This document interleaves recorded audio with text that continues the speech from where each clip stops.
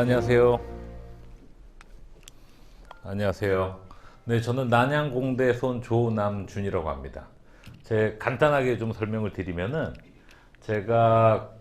저는 버클리를 학부를 나왔고 제가 토목 환경을 했습니다. 그 다음에 제가 스탠포드로 넘어가서 스탠포드 간 이유는 가까우니까 제가 넘어가가지고 제가 재료를 석사를 하고 박사는 제가 화공을 하고 그 다음에 끝나고 나서 제가 감염병 의대를 갔어요. 스탠포드를 다 갔죠. 그래가지고 제 연구 분야 자체가 굉장히 유니크하고, 그래가지고 오늘 말씀드릴 거는 사실은 새로운 화두를 제시하는, 요즘 여러분들 많이 들으셨죠? 지속가능성, Sustainability 이런 말씀 많이 하세요. ESG 이런 말씀 많이 들어보셨을 거예요. 그럼 제가 하나 질문을 드리겠습니다. 여기 오피니언 리더들이 딱 모여 계시니까 지속가능성의 뜻이 뭐죠? 지속가능성의 뜻을 물어보면은 아는 분들이 없습니다. 그냥 ESG라고 얘기를 해요. 왜 그러냐? 지속가능성이라는 거는 3,000개 넘는 데피니션이 지금 존재합니다. 그러니까 어떻게 보면은 트렌드를 따라가는 거죠. 그러니까 저희 나라 이어서 제가 얘기를 드리면 노벨상 관심이 많잖아요. 받을 수가 없죠. 왜? 유니크한 거를 하질 않으니까. 제가 그러면서 새로운 이론을 만들면서 오늘 발표할 주제는 오늘의 재료로 내일을 준비한다. 이거는 제가 쓴 논문의 타이틀이기도 합니다. 제가 그래서 쭉 설명을 드리면은 역사적으로 보시면은 모든 산업혁명은 사실은 재료의 발전과 같이 들어갑니다. 예를 들어서 르네상스, 인더스트리얼 레볼루션, 바이올로직 레볼루션 같은 거 요즘에 보시고, 요즘에 이제 백신 나온 것도 보시면 아시겠지만은 다 재료에서 시작하는 거예요. 원천 재료. 예전에는 중국이 리딩했었죠. 한마디로 아시아가 리딩을 한 사회였죠. 거기서 티핑 포인트가 뭐냐? 왜 웨스트로 넘어갔냐? 웨스트로 넘어간 이유는 딱 한 가지입니다. 폴리머. 저희가 알고 있는, 간단하게 말씀드리면 플라스틱으로 대변되는 재료들. 이 방을 쭉 보시면은 플라스틱으로 안 돼 있는 게 없습니다. 컴퓨터, 여러분들이 지금 마시는 물병 등등. 그 폴리머를 통해서 사실은 모든 테크놀로지가 넘어갔어요. 근데 뭐가 문제지 지금? 폴리머가? 플라스틱, 간단하게 말씀드리면 플라스틱이 뭐가 문제죠? 분해가 안 되고 썩지가 않아요. 발전은 다 외국 서구에서 시켰는데 재료는 거기서 만들어서 다 하고, 또 매뉴팩처링은 아시아에서 다 합니다. 그런 방식으로 나가기 때문에 지금 굉장히 많은 문제가 있는 거고, 굉장히 프라우드하게 SDG라는 Sustainable Development Goal이라는 걸 아실 겁니다. 방기용 사무총장님이 이제 해가지고 2030년까지 저희는 이거를 이루기 위해서 노력하지, 전 세계가. 그러면 제가 하나 또 말씀드리겠습니다. 2030년까지 이 골을 이루기 위해서 17가지의 저희는 굉장히 이쁜 이런 마크를 만들어가지고 600페이지의 와이페이퍼를 썼습니다. 이 골을 썼다는 거는 2030년까지 이걸 이루겠다는 소리죠. 얼마나 저희가 이뤘죠, 지금? 혹시 아십니까? 얼마나 이뤘는지? 이 골을 지금 2023년에? 한마디로 여러분들의 자녀나 손자가 학교 갔다 와가지고 수학시험을 봤는데 100점 만점에 4.5점에서 15점 정도 맞은 수준으로 저희는 지금 이걸 이루고 있습니다. 한마디로 골 자체가 말도 안 되는 골을 지금 해놓은 거고, 아니면은 저희 생활 패턴은 이걸 이룰 수가 없는 거죠. 지금 현실이 그렇습니다. 왜 그러냐? 거기서부터 이 의문이 시작되는 겁니다. 6차 산업화라고 들어보셨을 거예요. 농업 분야를 공부하시는 분들은 6차 산업화라고 합니다. 이거는 일본의 동경대 교수가, 나라오미라는 교수가 처음으로 주창한 96년도에 개념입니다. 한마디로 뭐냐면은 1차, 2차, 3차를 더하거나 곱하면 6차 산업화가 됩니다.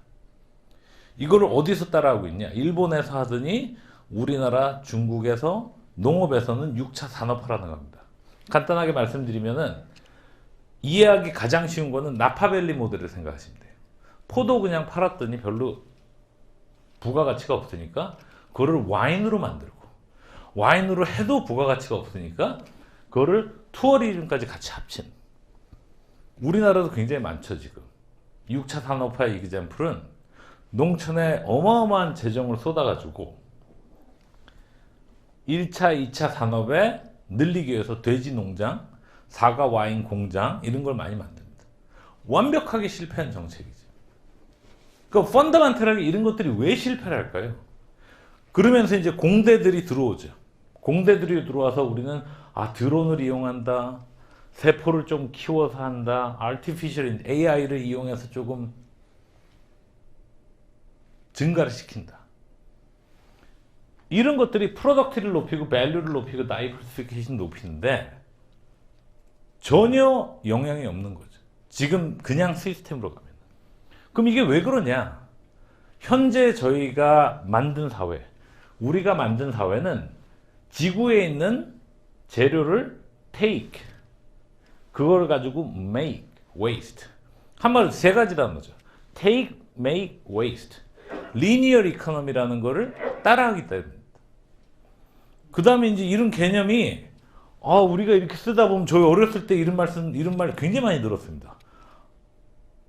이 방식대로 석유를 파기 시작하면 석유가 곧 없어진다. 이런 말씀 많이 학교 다닐 때 들으셨죠? 석유 없어졌습니까 지금? 사우디에서 석유를 지금 드릴로 뚫지를 못해가지고 너무 많아가지고. 그래서 나온 개념 자체가 순환경제입니다. 제가 이걸 보고서 너무 재밌었어요. 모든 우리나라 지도자들도 또 순환경제 나오니까 또 순환경제를 외쳐요. 뜻은 모릅니다. 왜 외치는지도 제가 물어보면 몰라요. 근데 순환경제의 뜻이 뭐냐면 한마디로 웨이스트에서 버려서 아까 말씀하신 것처럼 플라스틱 같은 건 안 되니까 우리가 리사이클을 하자. 그래서 제가 외국을 많이 돌아가면서 봤을 때는 유럽의 몇몇 나라와 우리나라가 하여튼에 플라스틱 리사이클 하는 건 어마어마하게 합니다. 집에 맨날 가보시면 그냥 싱크대 앞에서 어마어마하게 닦고 있어요. 닦는 이유는 이거를 우리는 리사이클 한다고 생각하고 닦습니다. 그러면 리사이클이 얼마 될까요? 전 세계적으로. 아니 이걸 닦아서 이렇게 잘 패키징해서 잘 갖다 주면 리사이클이 얼마 될까요? 전 세계적으로 10%도 안 되는 저희는 플라스틱을 지금 리사이클 하고 있습니다. 거기다 여기서 가장 큰 문제라고 제가 생각하는 거는 여기 보시면은 리사이클을 하기 위해서는 에너지를 또 넣죠. 에너지를 넣는 것뿐만 아니라 거기서 나오는 환경 오염도 또 합니다. 근데 플라스틱을 골드로 만들면은 부가가치가 있기 때문에 괜찮은데 플라스틱을 또 플라스틱으로 만들어요. 그 많은 에너지를 쏟아서. 결론은 미국과 사우스이스트 에이시아. 그러니까 여러분들이 해외에 나가서 베케이션 한다고 바다에 들어가시면은 우리는 깨끗한 바다를 생각하죠. 사진으로 찍었을 때는.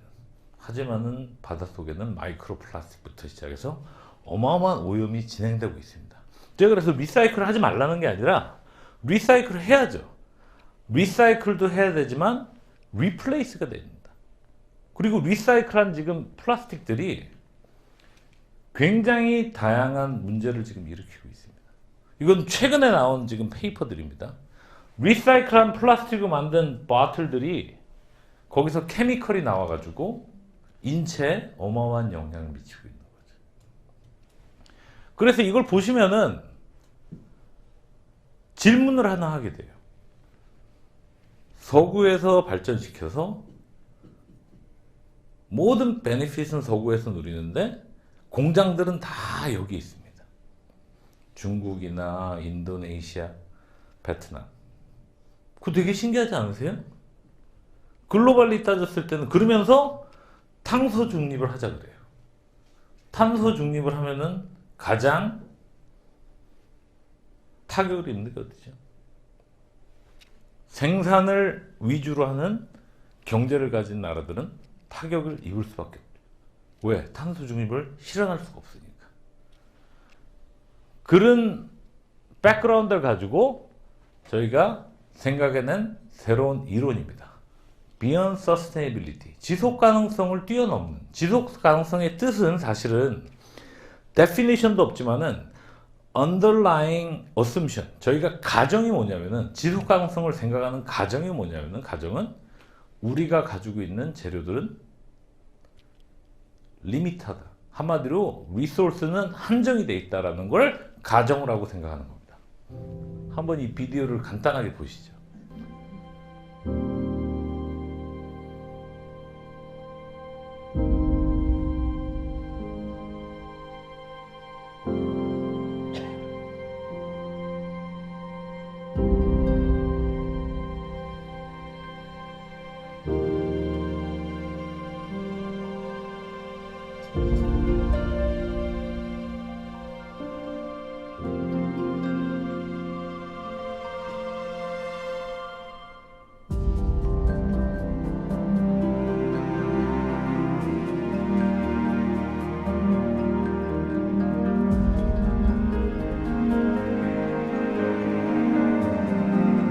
그러면서 제가 디지털 ESG를 설명을 하면서 오늘 중점적으로 설명할 거는 새로운 경제 모델, 크로스 이코노미에 대해서 발표를 드릴 겁니다. 한마디로 기존의 take, make, waste, reduce, reuse, recycle이 아닌, 우리는 과학과 공학적인 지식을 통해서 transform, create, multiply. 한마디로 말해서 1차원적인 원 디멘셔널 체인지가 아니라 우리가 해야 될 거는 이런 밑에 깔리는 부가가치가 없는 원 디멘셔널 체인지가 아니라 디멘셔널을 바꾸자는 거죠. 디멘셔널을 어떻게 바꾸나요? 재료의 혁신, 서스테이너블 프로세싱의 혁신, 하이 밸류 머티리얼, 뉴 프로덕트 서비스, 하이퍼 커넥티드 플랫폼을 통해서 바꿀 수가 있습니다. 제가 이거를 3년 전에 DQ 인스티튜션이라는 non-profit 파운데이션과 코로나 동안 쿼런틴이 되어 있으니까 3년 동안 이거를 개발한 새로운 컨셉이고, 지금 세계적으로 굉장히 다양한 데서 새로운 컨셉을 지금 어댑팅을 하려고 하고 있습니다. 그럼 이 뜻이 뭘까요? 이렇게 봐가지고는 뜻이 굉장히 어렵죠. 그래서 제가 이그젬플 하나, 여러분들이 너무 잘 아실 수 있는 이그젬플을 하나 들고 왔습니다. IT 인더스트리, 우리나라는 IT 강국이라고 합니다. IT가 어떻게 생긴 걸까요? 저희 반도체 칩, 그게 어디서 생긴 걸까요? 언제 생긴 걸까요? 관심이 없으세요. 반도체 칩이 언제 생겼는지. 그냥 우리는 프로덕트만 있으면 돼요. 근데 이거를 잘 보셔야지, 이 히스토리를 아셔야지 사실은 경제가 어떻게 발전되어 있는지를 알 수가 있는 거죠. 이 반도체 칩은 사실은 석영에서 나온 겁니다. 아니, 석영이 뭐죠? 돌이죠, 돌. 그냥 가치가 없는 돌, 건축할 때 쓰는 석영. 75년 전, 한마디로 75년 전이라는 걸 제가 강조하는 거는 굉장히 트래디셔널 테크놀로지, 전통적인 방식으로 저희는 퀄츠 샌드에서 웨이퍼를 만드는 거를 해냈습니다. 어떻게 해냈냐? 재료공학적으로. 한마디로 하나의 재료에서 다른 재료로 트랜스폼 시킨 거죠. 퀄츠 샌드에서 실리콘으로 트랜스폼 시킨 거는 실리콘 테크놀로지라고 합니다. 이게 어디서 됐냐고요? 실리콘 밸리. 그래서 실리콘 밸리가 실리콘 밸리인 겁니다. 근데 이게 언제 벌어졌냐면은 1940년도, 50년도에 된 겁니다. 이 트랜스폼을 통해서 저희는 새로운 인더스트리를 크리에이트하게 되죠. 모든 여러분들이 알고 있는, 여러분들이 가지고 있는 모든 디바이스나 모든 재료들을 웨이퍼가 있었기 때문에, 원천 재료가 있었기 때문에 이 모든 산업이 형성이 된 거죠. 한마디로 크리에이트 되면서 멀티플라이가 된 겁니다. 그래서 원천 재료를 왜 강조하느냐? 원천 재료가 있어야지 사실은 모든 이코시스템, 이코노미 이코시스템이 개발이 되는 겁니다. 이런 경우가 많이 없나요? 굉장히 많이 있습니다. 저희는 이거를 프랙티스를 하면서 이 개념을 설명을 안 했을 뿐이죠. 간단하게 제가 예를 들어 드리겠습니다. 계란이죠. 계란을 전 세계에서 얼마나 생산하는지 아시나요? 계란이 생산된 거를 얼마나 버리는지 아시나요? 그러면 전 세계 음식은 에버리지로 따지면 한 30%는 버립니다. 근데 저희가 에그에서 뽑아낼 수 있는 게 있어요. 그것도 1920년도에 나온 테크놀로지입니다. 한마디로 우리가 비누 만드는 듯한 공정으로 뽑아낸 게 지질입니다. 리피드. 여러분들 모더나나 바이오엔텍, 파이저 백신 다 맞으셨죠? 그 백신이 뭘로 이루어졌습니까? LNP로 이루어져 있죠. 한마디로 리피드를 계란에서 뽑아서 LNP 어셈블리를 만들어서 이게 백신이 되는 이런 테크놀로지를 통하면은 그냥 우리가 가게에서 계란을 파는 이 가격과 백신을 만들어서 몇백 조가 되는 가격, 거기에 다른 점은 뭐죠? 한마디로 사이언스 테크놀로지가 들어갔다는 거죠. 이런 케이스가 어마어마하게 지금 많이 있는데 우리는 프랙티스를 하면서도 개념을 설명을 못하는 거죠. 한마디로 새로운 계란이라는 재료에서 백신이라고 만드는 거는 굉장히 전통적인 사실은 기술로 이루어진 거죠. 거기에 mRNA가 덮여진 거고. 또 한 가지 제가 이제 이그젬플을 드리고 제가 연구하는 분야 자체 하나가 꽃가루입니다. 여러분들 꽃가루 하면 뭐가 생각나시죠? 꽃가루 하면 딱 알러지가 생각나요. 그래서 꽃가루를 우리는 미세먼지 취급하고 쓰레기 취급합니다. 여기서 또 질문. 꽃가루가 쓰레기가 아니라면 저희가 지금 어마어마하게 버리고 있는 이 꽃가루가 쓰레기가 아니라면 어떤 경제 변화가 생기는 거죠? 거기서 출발하는 거죠. 그럼 이 프로젝트 자체는 사실 펀딩 자체가 아람코라는 회사는 아시죠, 여러분들? 아람코가 저희가 굉장히 잘 알고 사랑하는 애플, 사과보다 100배가 넘는 부가가치가 있는 회사예요. 근데 아람코가 뭘 가지고 있냐? 석유 정제만 하는 회사라고 알고 있습니다. 석유 정제만 하는 게 아니라 석유 정제 가면 이런 식으로 피라미드를 만들 정도의 부산물이 생깁니다. 그게 설퍼라고 하죠. 설퍼를 가지고 LG에서는 리튬 아이언 배터리를 만들어서 프로토타입 만들어냈습니다. 한마디로 기존의 기술로는 쓰레기라고 알고 있는 서퍼를 가지고 리튬 아이언 배터리를 만들어내는 거죠. 그 컨셉을 잘 보시면 이 크로스 이코노미의 컨셉은 우리가 디파인한 지구가 우리한테 준 재료들을 우리는 미리 디파인하는 거죠. 이거는 쓰레기? 이거는 쓰레기가 아니다. 리튬을 보시죠. 요즘 리튬 때문에 난립니다.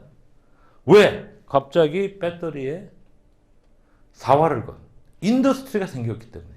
그 전까지 여러분들이 어렸을 땐 리튬 같은 거는 그냥 버리는 쓰레기예요. 그냥 광물. 아무 필요가 없는. 왜? 인더스트리가 없었으니까. 근데 갑자기 리튬 자체가 무기가 되어버렸어요. 왜?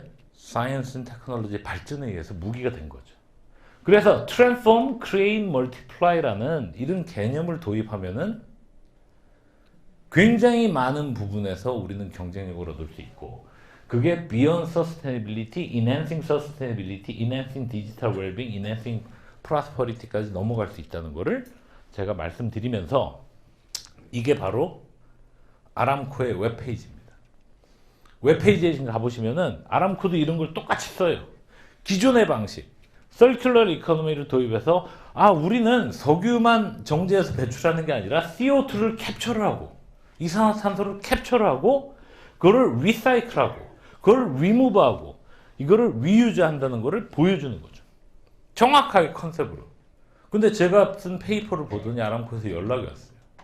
야, 우리 다보스 가서 발표를 좀 하자. 왜? 우리가 만든 거는 사실 서큘러 카본 이코노미가 아니라 크로스 카본 이코노미다. 우리는 CO2 웨이스트를 가지고 새로운 물질을 만들어내고 이 새로운 물질을 가지고 여러 가지 하이 퍼포먼스 폴리오릴이라는 재료를 생산해내고 이 재료를 가지고 컨슈머와 인더스트리 프로덕트를 우리가 만들고 있는데 기존의 순환경제 가지고는 설명을 할 수가 없다. 하지만 우리가 재료와 서스테이너빌리티 프로세싱 하이밸류 머티리얼을 하면 설명을 할 수 있다는 거죠. 한마디로 쓰레기죠. 이산화탄소를 재료라고 생각하는 사람 아무도 없습니다. 근데 저는 그거를 재료라고 생각합니다. 이산화탄소를 공해라고 생각하죠. 저는 그게 공해라고 생각 안 해요. 그거는 자연이 준 하나의 프로세스의 재료인 거죠. 그러니까 데피니션을 어떻게, 한마디로 말해서 각도를 어떻게 보는 거에 따라서 사이언스 테크놀로지 정책도 바뀌어야 되고 사이언스를 어떻게 하는지도 바뀌어야 돼요.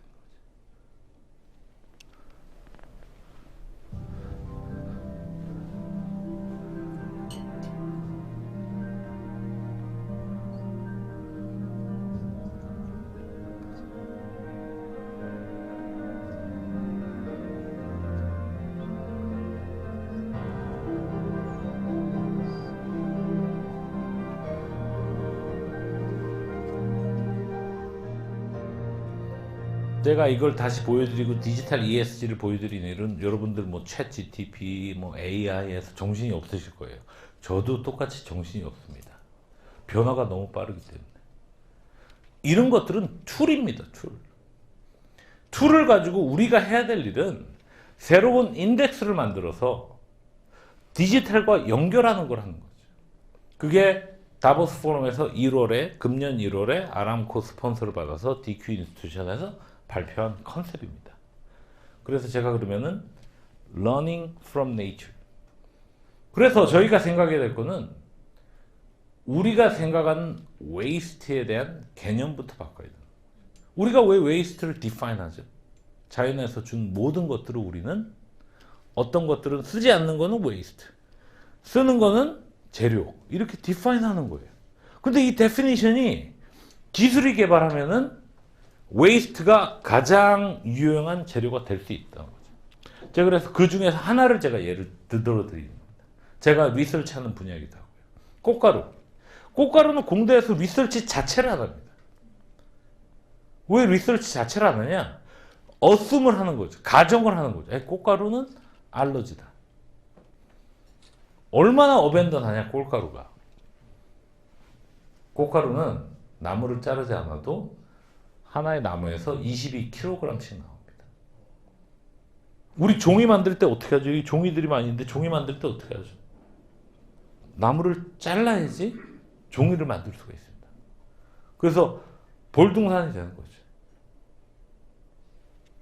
제가 이 분야를 가장 많이 연구한 데가 인터내셔널 페이퍼 컴퍼니라고 합니다. 인터내셔널 페이퍼 컴퍼니는 글로벌 회사로서 여러분들이 알고 있는 우유팩을 전 세계에 공급하는 회사입니다. 그래서 그 친구들이 어떻게 하냐면은 저도 이거 듣고 깜짝 놀랐는데 전 세계 50개의 숲을 가지고 있어요. 처음 숲을 가서 다 잘라냅니다. 그 다음에 나무를 심어요. 그 나무를 가지고 페이퍼를 만듭니다. 내년에는 다음 숲으로 넘어가죠. 그 다음엔 다 50년 동안 이렇게 돌아가면서 하는 거예요. 근데 왜 이 친구들이 이 폴른을 연구하냐? 폴른을 가지고 저희가 새로운 재료를 만들어내기 때문에. 여기 보시면 아시겠지만 이 뒤에 그림을 보시면은 미국의 아이오와나 오하이오, 아이다호맨 이런 데 가보시면 콘필드가 헬리콥터를 타고 가도 끝이 없습니다. 이 콘을 따는데 어떻게 따냐? 사람이 가서 따는 게 아니죠. 기계가 가서 따는 거죠. 그럼 거기서 같이 나오는 게 이런 식으로 폴른이 같이 나옵니다. 옥수수의 꽃가루. 당연히 먼지라고 생각하고 지금 버리죠. 버리는 양이 여러분들이 생각하시는 상상 이상의 이런 꽃가루들을 그냥 버립니다. 왜? 먼지 같으니까. Pollen is practically indestructible, and it's everywhere in everything. But it's also tiny, and unless you have seasonal allergies, you probably barely notice it. But 100 years ago, Leonard von Post realized that these tiny clay particles have a huge story to tell. The compound that makes up pollen's tough shell, called sporopollenin, is practically indestructible. It's so stable that pollen from 310 million years ago could be analyzed for its chemical similarity to pollen today. And ancient pollen provides some of the earliest evidence for land plants, preserving an evolutionary record of plant life. Studying preserved pollen can tell us what kind of plants grew in a place. That in turn tells us what the climate must have been like and how it has changed over time. Through radiocarbon dating, the pollen can tell us how old a site is. Pollen preserved in the dung of predators can tell us what they ate and what their prey was. As molecular techniques improve, ancient DNA and biological molecules from pollen will provide a wealth of new information, enough to keep pollen scientists busy for another 100 years. 이게 유명한 사이언스 저널에 96년도에 나온 겁니다. 2016년도에 나온 거예요. 2016년 최근이죠. 사이언스에서 나온 게 뭐냐면은 한마디로 꽃가루는 너무 강해가지고 부실 수가 없다. 그래서 꽃가루가 어디에 쓰냐면 여러분들 주라식 파크 영화 보셨을 거예요. 그 안에 있는 DNA를 뽑아서 공룡을 다시 만들어내는 그런 걸 한다든지 아니면은 기후변화를 본다든지 플랜 사이언스에서 하는 거죠. 근데 저는 이걸 딱 보면서 다이아몬드 같아? 그러면 그 다이아몬드의 성질을 이용하면은 그걸 가지고 새로운 재료를 만들면 어마어마한 부가가치가 있겠구나. 그리고 폴른은 1톤에 지금 1불도 안 합니다. 쓰레기인데 그 가격이 있겠습니까? 딜리버리 코스트죠. 제가 딱 본 건 하나입니다. 재료과를 연구하면서 처음에 한 거는 이걸 가지고 드러그 딜리버리를 하자. 여러분들 송진가루 먹습니다. 몸에 좋다고. GNC에 가보시면요. 송진가루, 꽃가루 이렇게 팝니다. 그래서 먹어요. 몸에 좋으니까.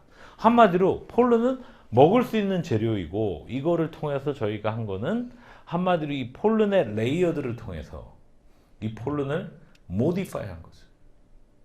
어떤 방식으로? 프로세싱을 만들어낸 거죠. 한마디로 재료의 이노베이션, 서스테이너블 프로세싱을 만든 겁니다. 이 프로세싱이 뭐냐면은 여러분들이 비누 만들어 본 분들 계실 거예요. 비누 만드는 공정같이 저희가 굉장히 서스테이너블한 거를 개발하면서 알러제닉 머티리얼이 있는지 없는지부터 시작을 했습니다. 왜 하나씩 점검을 해줘야 되니까. 그래서 이런 굉장히 간단한 프로세싱을 통해서 알러지가 없다는 것을 저희가 밝혀내고 이 알러지가 없다는 것을 통해서 저희가 이 재료들을 세퍼레이션 하기 시작합니다. 한마디로 인타인 엑사인을 세퍼레이션 한 거죠. 이게 뭐냐면 이 재료 자체가 셀룰로스예요. 종이를 만드는 머티리얼. 단지 한 가지 다른 거는 이것처럼 저희가 인캡슐레이터로 쓸 수 있다는 거. 드러그를 딜리버리하는 비이컬로 저희가 쓸 수 있다는 것을 보여주는 자료 화면입니다. 이거를 통해서 저희가 뭘 했냐면은 백신도 여기다 넣지만은 여러 가지 딜리버리 비이클을 만들었죠. 그래서 유튜브나 네이버에 꽃가루라고 제 이름이랑 치시면 이게 아티클이 굉장히 많이 나와 있고 제가 신문에도 인터뷰를 어마어마하게 많이 했습니다.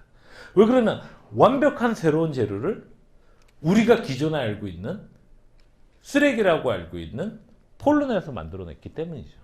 그리고 이 폴른 자체는 이렇게 강한데 저희는 모듈레이션 하는 거를 개발을 하는 겁니다. 한마디로 하나의 싱글 폴른을 우리가 모듈레이션 할 수 있는 과학적인 근거를 제시했죠. 모듈레이션 한다는 건 컨트롤 한다는 거는 다른 폼으로도 바꿀 수 있다는 겁니다.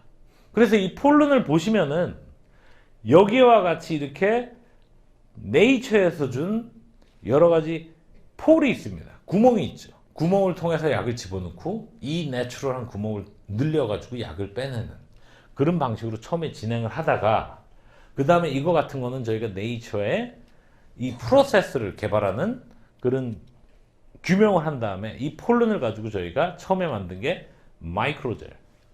그 다음에 이거를 가지고 종이. 이걸 가지고 또 플라스틱 스펀지를 만들었죠. 그래서 저희가 지금까지 만든 거는 스펀지, 종이, 마이크로젤, 그리고 플라스틱까지 하나의 재료를 가지고 폴른이라는 하나의 재료를 가지고 프로세싱을 통해서 만들어냈습니다. 근데 이게 왜 중요하냐면은 폴른은 굉장히 어벤던하죠. 저희가 곤충같이 플랜트 폴른은 어마어마하게 많은 종류가 지구에 존재하고 쓰질 않습니다. 웨이스트이기 때문에 쓰질 않는 거죠. 그럼 간단한 예를 제가 비디오로 보여드리고 있어요. 3D 프린팅 많이 뜨는 분야죠. 3D 프린팅을 가지고 저희가 폴른을 이용해서 젤도 만들 수 있지만 잉크도 만들 수 있습니다. 그러면 이 잉크는 먹을 수도 있겠죠. 이런 방식으로 저희가 3D 프린팅을 통해서 폴른으로 만든 슬러리 베스랑 폴른으로 만든 잉크를 통해서 저희가 3디멘셔널이 프린팅하는 거를 여러분들이 볼 수가 있습니다. 화펀이라는 거를, 화펀이 이제 화분이죠. 화분이라는 저희가 단어를 이게 프린팅하는 거를 여러분들이 보실 수가 있고, 이거는 또 컨트롤이 가능합니다.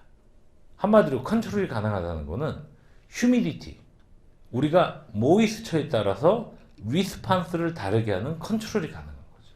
이 컨트롤이 가능하다는 거는 페이퍼로서는 여러 가지 방식으로 하이엔드 어플리케이션을 저희가 할 수가 있는 거죠.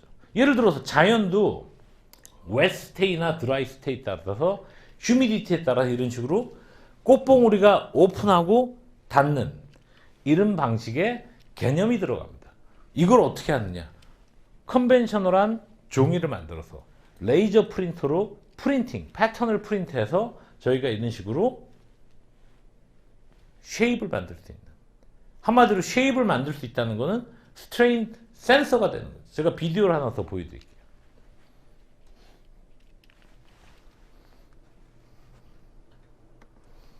한마디로 말해서 이런 식으로 만든다 그러면은 휴미디티, 앵글에 따라서 휴미디티의 변화에 따라서 센싱이 가능한 거죠. 센싱이 가능하다는 것은 여러 가지 몰레큘들이 바뀌었을 때 디텍션이 가능하다는 겁니다.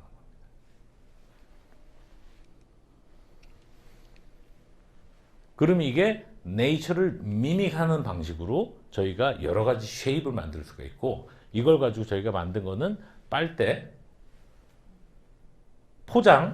포장이 온도에 따라서 포장이 저절로 되는 이런 방식으로 오픈업이 됐다가 안 됐다가, 뜨거운 음식을 담으면은 이 뜨거운 음식에 따라서 이 포장지가 저절로 클로즈를 하고, 음식이 차가워지면 오픈이 되고, 그런 방식으로 저희가 이노베이션을 하기 시작합니다.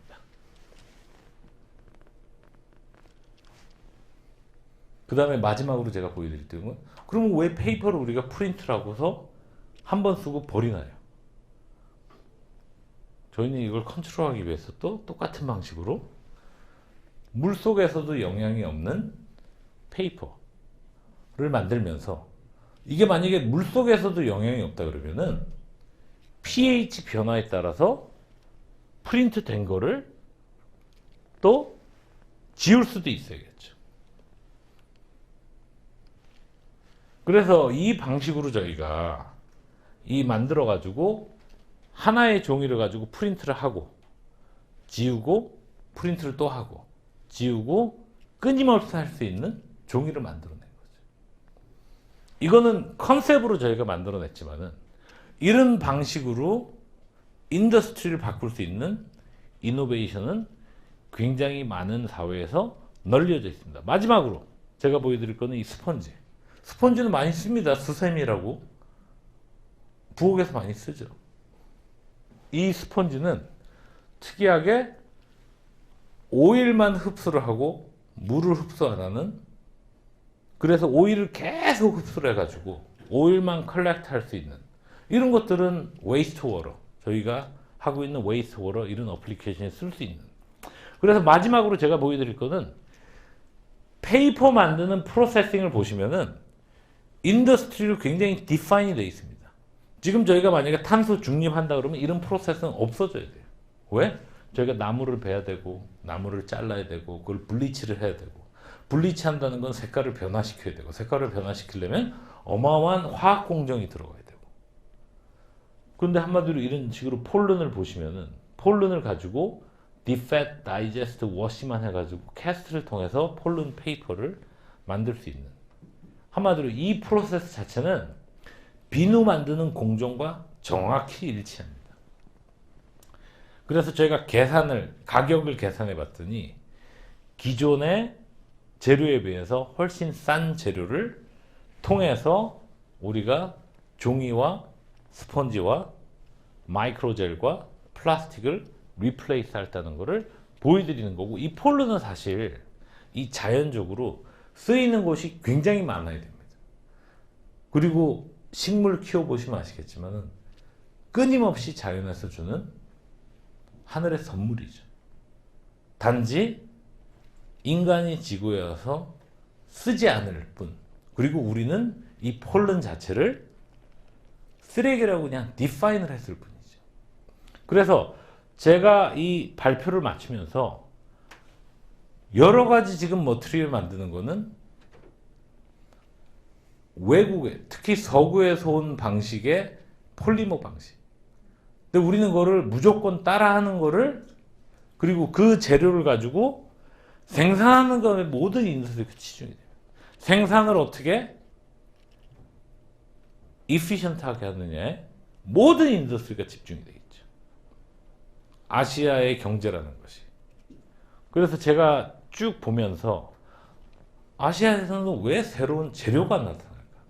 새로운 재료가 나타나야지 사실은 원천적인 부가가치가 어마어마할 텐데, 그런 리서치를 독려하는 한마디로 하나의 예제로 제가 드린 거고, 이런 방식은 어마어마하게 많은 방식으로 유용성을 볼 수가 있습니다. 제가 지금 이그젬플로 드린 거는 단지 굉장히 조그만 이그젬플을 드린 겁니다. 그럼 제가 몇 가지 더 예를 드릴게요. 제가 어떤 회장님을 만났습니다. 이 회장님은 닭에 미쳐 계신 분이세요. 닭을 가지고 모든 걸 만드시는 분이십니다. 그 여러분들도 잘 아실 거예요. 우리나라의 그 되게 유명한 기업이죠. 네. 그래서 보시니까 제 발표를 좀 들어보고 싶다고 이거 보시고 저를 초대해가지고 제가 발표를 쭉 드렸더니 닭 깃털 가지고 뭘 할 수 있는 게 없냐. 지금은 닭 깃털 가지고 뭐 하시냐면요. 이분은 그냥 사료로 쓰세요. 분해해가지고. 닭 눈은 어디로 쓰고 닭 발은 또 닭발, 여러분들 또 좋아하시는 닭발. 닭 가슴살은 또 건강에 좋다고 가슴살 하시죠. 닭 깃털이 뭐가 있냐면요. 여러분 머리를 낳게 하는 케라틴이 있습니다. 닭 깃털을 베개로 만드나 사료로 만드는 것보다는 케라틴으로 만들면은 어마어마한 부가가치가 생기는 거죠. 제가 아까 보여드린 이 크로스 이코노미, 교차 경제라는 개념을 따라가는. 닭 가슴살. 닭 가슴살인데 많이 먹죠. 왜? 다이어트에 좋고 뭐 근육이 좋다 그래가지고. 닭 가슴살에는 콜라겐이 어마어마하게 포함되어 있습니다. 콜라겐을 뽑느냐 안 뽑느냐와 그냥 닭 가슴살을 쓰느냐 안 쓰느냐. 다른 한 가지. 강원도에 가시면요. 감자, 여러분들 좋아하는 감자가 지금 저기에 보관되어 있는데 몇 년씩 보관하는지 아십니까 혹시? 어마어마하게 많은 감자들을 또 버립니다. 근데 그 감자들을 다른 방식으로 사용하면 재료의 혁신, 한마디로 트랜스폼을 통해서 새로운 재료를, 부가가치를 만들어낼 수 있는 거죠.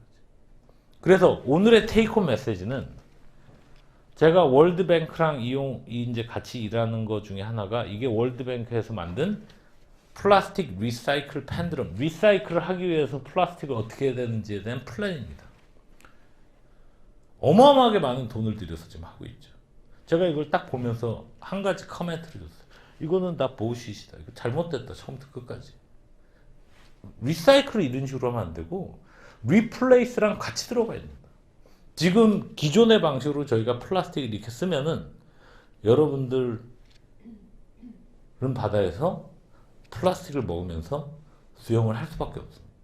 눈이 안 보일 뿐이죠. 그래서 제가 발표를 마치면서 제가 이거를 굉장히 좋아하는데 레오나르도 다빈치가 항상 얘기를 한 게 urgency of doing. 우리는 urgency of doing을 다 알고 있습니다. knowing is not enough. 아는 게 충분한 게 아니죠. We must apply. 실행을 해야 되죠. Being willing is not enough. 말은 많이 하죠. 뭘 하겠다고. We must do. 하지만은 저희는 실행을 해야 된다는 거를 여러분들이 아셔야 되고, 이게 제가 굉장히 재미있게, 제가 처음에 제 백그라운드를 소개시켜 드린 거는, 저는 사실은 한국에서는 굉장히 맞지 않는 인재상이죠. 뭐 여러 가지 다양한 걸 했으니까. 여러 가지 다양한 걸 했기 때문에 이런 굉장히 신기한 과학을 할 수 있는 거고. 제가 그래서 제 이름을 잘 기억해 놓으십시오.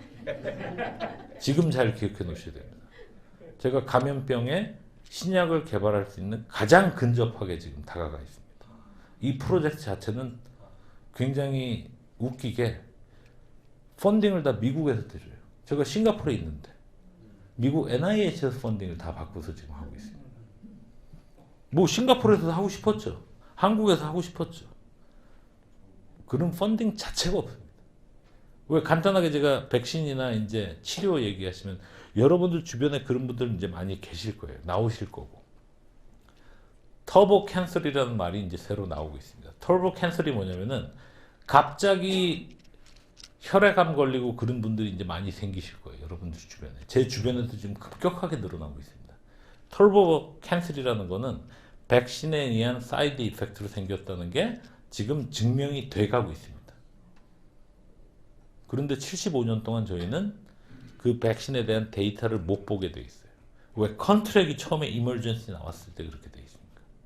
그러니까 사이언스를 그때 할 당시에 저희가 급하니까 백신을 만들어 놓고 그냥 이머전시 테스트를 한 거죠. 누구를 대상으로? 전 세계 인구를 대상으로. 그래서 치료약이 필요한 거고 미국 정부에서는 지금 팬데믹 프리페어니스 한마디로 다음에 올 팬데믹을 위해서 지금 5조를 들여서 실질적인 약 개발을 10개의 센터를 통해서 하고 있고 제가 그 중에서 하나인 스탠포드 쪽에 프로젝트 리더로 지금 되어 있습니다. 그래서 제가 이거를 말씀드리는 거는 여러분들이 이제 오피니언 리더시고 하시니까 한국에서는 어마어마한 포텐셜이 있습니다. 그리고 뭐 있다고 많이들 얘기를 하죠. 근데 왜 이 포텐셜이 터지지, 이 포텐이 터지지 않냐?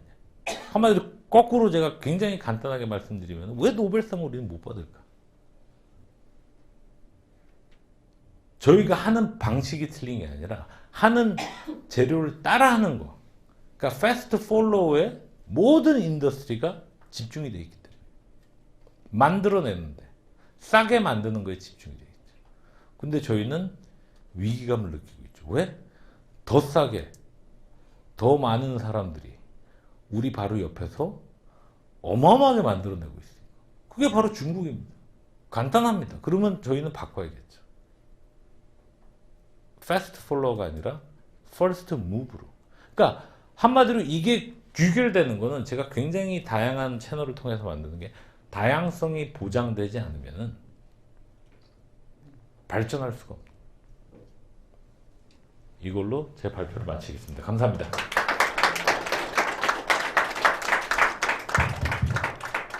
네, 지금부터 질문 받도록 하겠습니다. 질문이 많으신. 조 박사님 강의 아주 잘 들었습니다. 굉장히 인상적이었고, 조 박사님을 현 회장님이 이제 꼭 모시라고 해서 모셨는데, 우리 사회에 굉장히 주는 메시지가 강한 것 같습니다. 그래서 이제 그 말씀하신 내용 가운데 트랜스포메이션을 해야 하는데, 지금은 폴론을 예로 해서 쭉 설명을 해주셨는데, 재료공학의 입장에서 봤을 때 어느 정도 이런 트랜스포메이션 대상이 되는 웨이스트가 있을까요? 이게 좋은 질문 해주셨는데 제가 말씀드리면 굉장히 많이 있습니다. 그리고 지금 프랙티스를 굉장히 많이 하고 있습니다. 예를 들어서 굴껍질 통영에 가시면요, 굴껍질을 어마어마하게 보여요. 굉장히 심플한 프로세싱을 통해서 그것만 건져내도, 그것만 가지고도 칼슘을 만들 수 있는 거죠. 그 칼슘의 소스입니다. 근데 칼슘의 소스로 그냥 팔면은 이 밸류가 굉장히 낮아지는 거죠. 그걸 가지고 새로운 거를 만들어내는 거죠. 그러니까 한마디로 이런 겁니다. 곤충 여러분들 들어보셨을 거예요. 곤충 단백질이라고. 식용 곤충에 대해서 들어보셨을 거예요. 신문에도 많이 나오고 있으니까.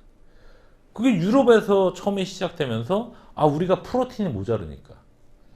거꾸로 말씀드리면 우리나라는 인구가 줄어들지만 전 세계 지금 인구는 폭발적으로 늘어나고 있어요.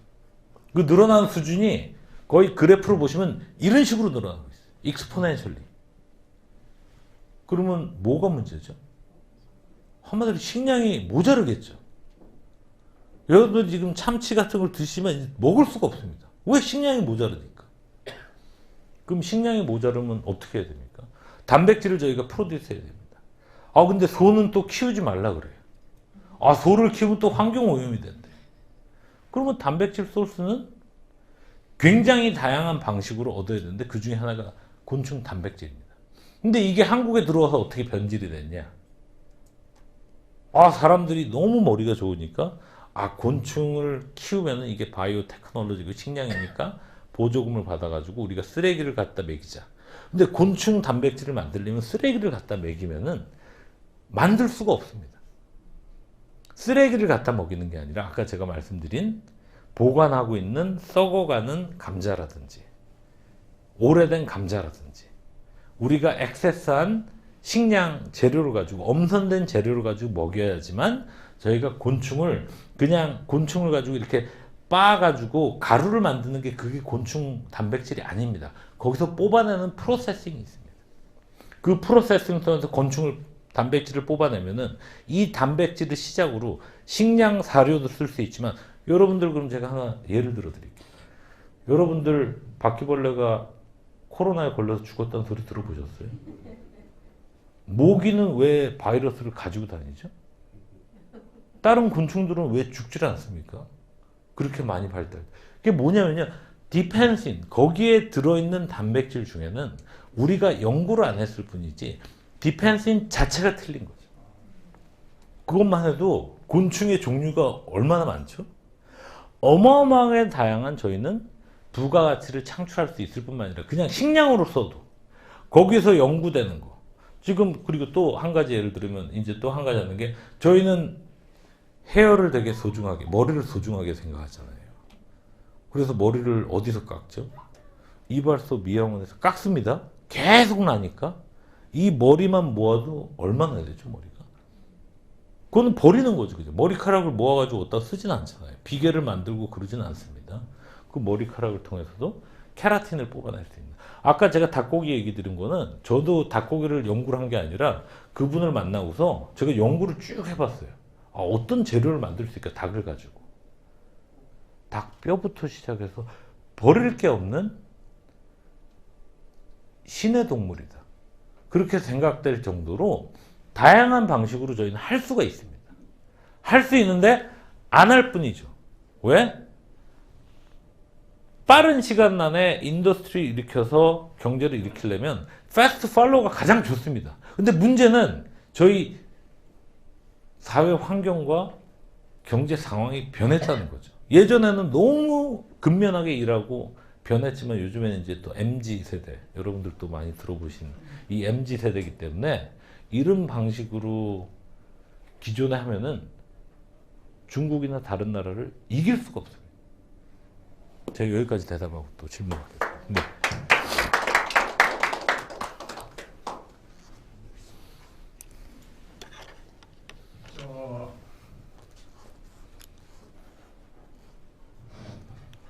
말씀 잘 들었는데 그 여러 가지 연구 활동을 하시면서 저 인텔렉추얼 프로퍼티 매니지먼트 쪽은 어떻게 신경을 쓰시나요?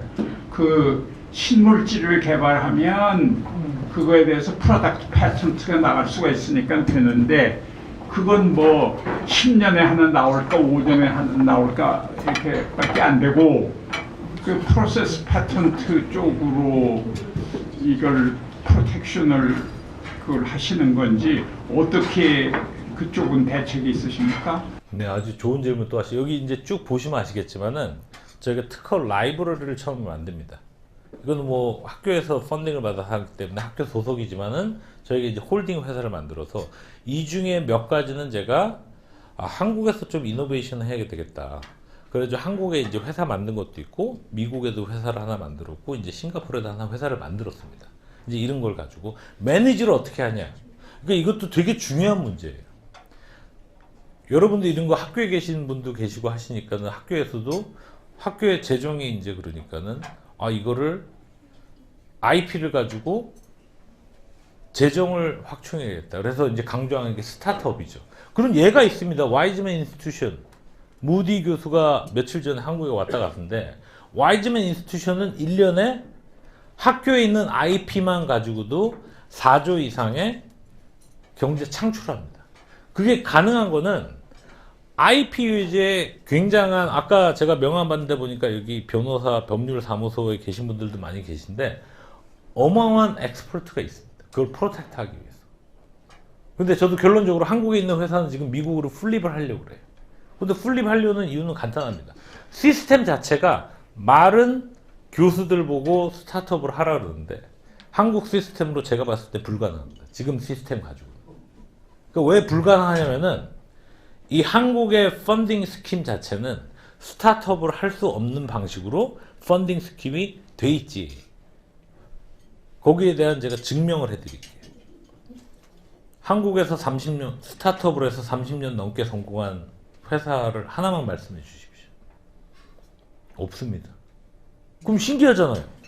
아니 외국에는 스타트업으로 성공해서 이런 회사가 있는데 한국의 스킴을 보면은 스타트업으로 성공해서 한 회사는 게임 회사나 IT지 공학적인 회사, 화학적인 회사, 사이언스 앤 테크놀로지를 바탕으로 된 회사가 없어요. 되게 신기하게. 그래서 제가 보면 시스템으로 좀 뭔가 바뀌지 않으면은 안 되는 게 있는데 그런 거는 굉장히 지금 싱가포르도 그렇고 이 스트럭처 자체를 바꾸려고 굉장히 많이 노력을 하고 있습니다. 제가 그냥 약간 코멘트 비슷하게 하면, 근데 이제 앞쪽에서는 이제 예를 들어 뭐 이산화탄소 그런 문제에서 이제 서스테이너블 디벨롭먼트 그쪽 말씀을 하셨는데 사실은 이제 그거는 좀 주의해야 될 게 이 양의 문제가 있습니다. 실제로 그러니까 뭐 플라스틱을 뭐 리사이클하고 뭐 새로운 이런 거 만들고 그거는 다 동의하고요.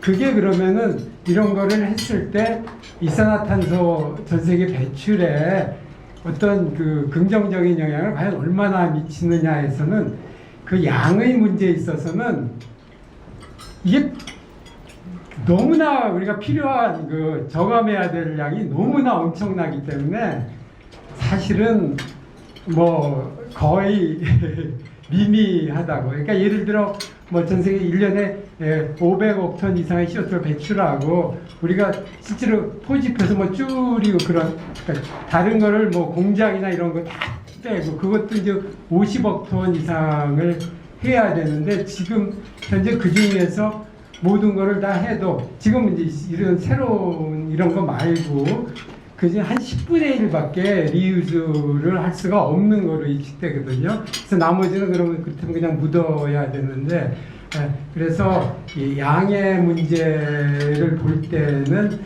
그 우리의 그 기후 변화라든가 뭐 이런 거를 해결하는 거하고는 요거는 조금 맥락은 좀 다르다는 거는 제가 지금 말씀드리겠습니다. 네네네. 아니 지금 굉장히 좋은 코멘트를 하셨는데 제가 카운터 질문을 드리겠습니다. 모든 사람들이 지금 지속 가능성을 말할 때 제가 지금 이제 스탠포드에서 제가 바로 와가지고 제가 서스테이빌리티 거기는 1조를 들여가지고 도네이션 해서 지금 스쿨 오브 서스테이빌리티를 만들었습니다. 만든 이유는 간단합니다. 우리가 느끼니까. 뭘 느끼냐면요. 캘리포니아는 아시겠지만은 비가 잘 안 옵니다. 물이 없어요. 근데 몇 달 전에 한 달 동안 어마어마하게 비가 와가지고 어떻게 보면은 전기도 정전이 계속되고 그 팔로알토 부분이 근데 행복한 거는 갑자기 물 걱정을 안 하기 시작했습니다. 왜? 갑자기 비가 너무 많이 와가지고 정전은 며칠 되고 고생을 했는데 물이 레저비에 너무 잘 차고 그리고 거기에 보면 마운틴이 있는데 거기에 얼음이 다 얼어가지고 그러면 제가 질문을 드리겠습니다. 제가 잘 모르는 거는 제 상식에서 잘 모르는 거는 왜 지속 가능성과 기후변화와 에너지와 이런 것들이 커넥트를 시키죠? 저는 제 상식으로는 전혀 이해가 안 돼요. 왜 그러냐면은 지속 가능성을 얘기하는 거는 지속 가능성이라는 거는 예전부터 있었던 컨셉입니다. 우리 지구가 태어나면서부터 우린 지속 가능성을 걱정했고요. 근데 그걸 갑자기 사람들이 보이는, 특히 정책을 만드시는 분이 클라이밋 체인지를 얘기합니다. 거기서 탄소 중립을 얘기합니다. 근데 그게 커넥팅이 전혀 안 되는 거예요. 제가 커넥팅 시키는 이 포인트는 한마디로 이코시스템에 따라서 이게 흘러가면서 변하는 거지. 우리는 북극 사진을 쭉 보여주면서 얼음이 녹고 있으니까 우리 지구가 망해간다. 과연 그게 맞냐는 거죠. 그러니까 기후변화라는 거를 얘기를 하면서 지속 가능성을 얘기합니다. 근데 기후변화라는 게 지금 싱가포르만 보시면요. 싱가포르의 전체적인 걸 보시면 거기는 온도가 내려갔습니다. 살기가 더 좋아지고 있는 거죠. 예를 들어서 우리나라는 이제 좀 더워지고 여름에 그러고 변화가 생기는 거는 내추럴한 게 아닐까요? 그래서 제가 말씀드리는 거는 서스테너빌리티에 대한 데피니션이 바뀌어야 된다는 걸 말하는 거고 인더스트리가 그거에 따라서 변화가 돼야 된다는 거를 커넥팅을 시키는 겁니다. 그래서 이거는 지금 전문가들이랑 굉장히 argue를 저희가 지금 많이 하는 부분이고 지금 질문해 주신 분이 굉장히 핵심을 찍어서 질문을 해 주셨어요. 그리고 저는 또 한 가지 되게 재밌는 거. 분명히 소를 키우면 메세인이나 이런 게 많이 나옵니다. 그게 컨트롤된 연구를 하면은 메세인이 많이 나오는 게 맞습니다. 그렇다고 이 메세인을 하기 위해서 우리가 소를 만들지 말고 세포를 통해서 고기를 키우자. 이런 방식으로 이제 진행이 돼가지고 있죠. 그게 맞는 방식의 진행인지는 저는 굉장한 질문을 하면서 이 정책을 만들 때 질문을 하면서 제가 그 답을 드립니다. 저기 질문 있으시다고. 다른 분 하시죠. 서스테이너블 끝에 여러 레벨이 있으니까. 네네네 맞습니다. 더 논쟁을 뭐 그렇게 할 필요 다. 제가 20년 살다가 온 제네바에 가서 또 한 달 이상 있었는데요. 지금 현재 유럽에서는 서스테이너빌리티를 근본적으로 고치는 운동을 하고 있거든요. 이제 조 박사님 이론인 참 우리가 버린 쓰레기를 갖다가 다시 연구를 해가지고 참 멋있는 것을 만들겠다. 요것에 플러스를 해서 제가 스위스의 모든 건축에서 특별한 공중의 혜택을 받는 걸 제외하고서는 에어컨을 못하게 돼 있어요. 그건 처음 알았는데 모든 유럽에 갔더니요. 독일이고 프랑스고 스위스고 홀란드고 룩샤크 속에서 자기의 머드컵을 가져와서 커피를 사가지고 먹어요. 이 나라는 그거 하지도 않아요. 우리 적셔사에서 내가 제로 플라스틱 캠페인을 했는데 공장이 죽는다고 안 하고 있어요. 그게 뭐냐면은 프랑스에 특히 여성들 그 녹색당 시장님들이 12분이 파리까지 해가지고 사회당이지만 하는데 음식 쓰레기를 하나도 없이 만들어버리는 거. 자기 자동차를 절대 타지 않고 특별한 경우만 탄다. 그래가지고 전철과 버스를 탄다. 제로 플라스틱이다. 이 세 가지는 철저히 지키고 있는데 서스테이너블빌리티는 공학적으로나 과학적으로 어떻게 이제 뭐 좋은 걸 만드느냐인데 저쪽에서는 인간의 삶의 스타일을 근본적으로 바꿔서 조물주의 창조 질서를 재발견한다. 여기까지 가 있는데 그거까지 접합을 시켜서 앞으로 가시면 굉장히 좋으십니다. 네, 아주 좋은 코멘트 감사드립니다. 네. 네, 그럼 오늘은 여기까지 질문을 받도록 하고요. 조 교수님 식사하실 수 있도록 네. 나들이 해방시켜드리겠습니다. 네, 네, 감사합니다.